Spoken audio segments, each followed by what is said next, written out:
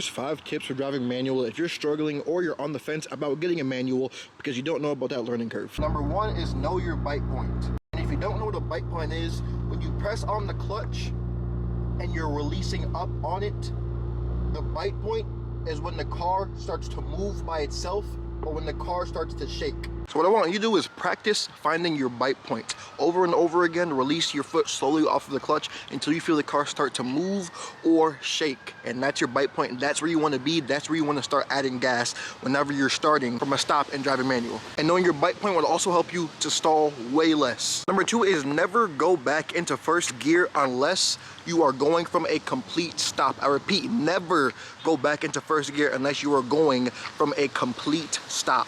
If you do that, that will only bog the engine down, and your car will kind of jolt back and forth once you do that. Trust me, I know from experience. An example of when a scenario like this could happen is if you're driving and let's say you put it in neutral because you're about to come to a stop, but you don't need to come to a full stop. The traffic in front of you starts moving, the light starts to change. So instead of you putting it back into first gear, go ahead and put it into second gear because you're still rolling. Number 3, get familiar with your shifter. When you're not driving, practice putting your shifter into each gear. For example, I have a 6-speed manual, so it's left, up, 1, straight back down, 2, push it up to the middle, straight up, 3, from 3, straight back down, that's 4. Now 5 is the one that's tricky because everyone knows you kind of got to over-exaggerate 5th gear when you first start especially. Because 5th gear is pretty much the same as going from 2nd to 3rd, except you got to put it to the right a little more. For example, you go up, right, up. It's kind of weird at first, but you get used to it.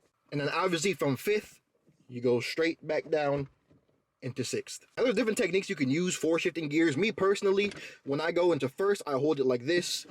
Up 1. When I go into 2nd, I push to the left and go straight down because when I was first starting, I would go like this and I would go into 4th sometimes when I was first starting. So I started having a specific technique of how I hold the shifter whenever I'm shifting gears. So from 1st, I just pull it straight down like that.